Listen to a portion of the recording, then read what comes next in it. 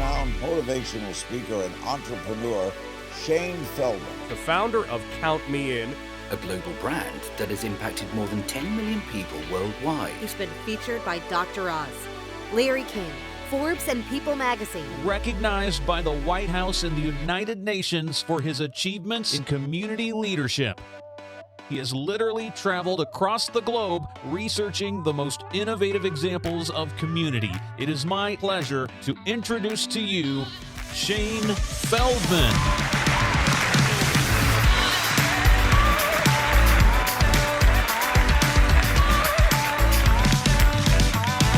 Hello, NAF Nation! It is such an honor to be here. NAF Nation, let me ask you, are you ready to take your community, your work, your life to the next level? Are you ready? When you think of the future, what do you feel? Anyone feel nervous, confused, intimidated, maybe a little scared? Well, this gentleman's hand shot right up. He's terrified. It's going to be okay, sir. I promise. We'll get through this together. He's right, though. You know, we are. We're living in some scary times. You want to hear about a scary time? I was invited to a baby shower. So I thought back to my childhood and how excited I got to pick a book off my bookshelf for my mom and I to read at night. So I went out and got this bundle of the most classic children's books, brand new hardcovers, wrapped them up, put a nice little bow on top. I went over to the baby shower, went over to set them down on the gift table, and right next to mine, an iPad. An iPad. This baby's just born. Doesn't know how to do anything yet. An iPad. What's he going to do with it? It's heavier than he is. Now, don't get me wrong. I love my iPad, iPhone, iMac, ibuprofen. I've got it all. Big fan. But this is a baby we're talking about. Do you think maybe it's possible we're bringing it just a little too soon? Maybe? Scary times. You know what I find fascinating and grounding? You want to know what calms me down? When I remind myself that we have far more control over the future than we often realize. Don't we? I mean, the future isn't written for us. We get to create it. I think it's our greatest responsibility, our greatest opportunity to be future ready. You look around today and everything is different. Things are changing at a dizzying speed and everything is instant. Instant messaging, instant dates, instant access to movies and TV shows. When I was little, all I remember were instant noodles. That was it. That was innovation. But not anymore. Innovation has taken on a whole new chapter. For example, who in this room is on Tinder, Bumble, Grindr, JDate, Christian Mingle? You don't have to wait till Friday night to meet someone at the bar. You just swipe. Anytime, day or night. You don't have to wait a week to watch the next episode. You can binge an entire season in one day, and we've all done it. Right? This instant culture may have started with my generation, the younger millennials, Gen Yers, but it has seeped out into every other generation now too. Nobody's safe. It's like a disease.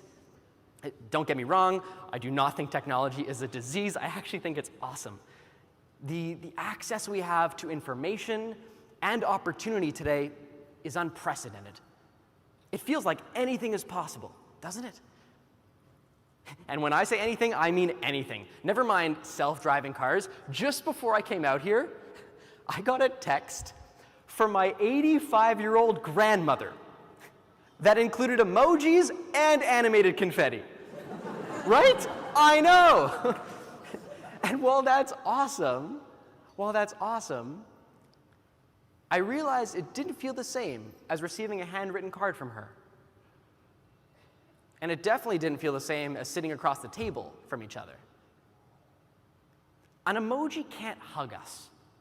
An emoji can't shake our hand or look into our eyes. And it can't replace those feelings. Now, I love technology. I mean, of course, look at me. I was born in the early 90s. I've been surrounded by tech for half my life, but we are all surrounded by the digital era now. All of us. We're all waiting for that next phone to be announced, for that next great app to be released.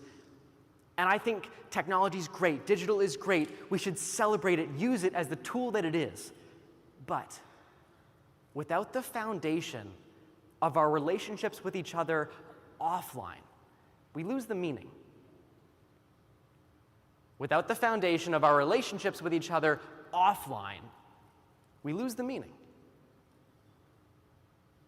I remember as a little kid playing on the porch with my mom and reading books. It was always books and trains. I loved books and trains. Or a book about trains, even better. Or reading a book about trains while on a train, the best. My childhood was naturally rich with connection. My earliest memories were on that porch playing and reading with my mom. There was no computer around. Nobody was holding a phone in their hand. That's why I thought to bring books to the baby shower and not an iPad. We all want to feel connected. As human beings, we are hardwired for connection. We want to feel like we're part of something bigger than ourselves. People don't just want to be told great stories. We want to feel part of a great story, don't we? That starts with community. Who here in this room believes they are a community builder? Awesome, 3 of you. Well, in less than an hour, my goal is to have every single person in this convention center raise their hand. Regardless of your role or title, I want to help you reimagine yourself as a chief community builder, because that is what will truly future-proof our organization. I'm a little obsessed with community. Truly, I'm very obsessed with community. As the CEO of Count Me In, I've watched one of the largest millennial movements form before my eyes over the past 10 years. 10 million people now spread across 104 countries. I've had the privilege to work with some of the world's most dynamic brands, Fortune 100 companies, and I've actually researched community leadership on the ground in 20 countries. And across it all, what I have found is that when organizations focus on community building, results are measurable. And it's always easy to pick out the ones that don't.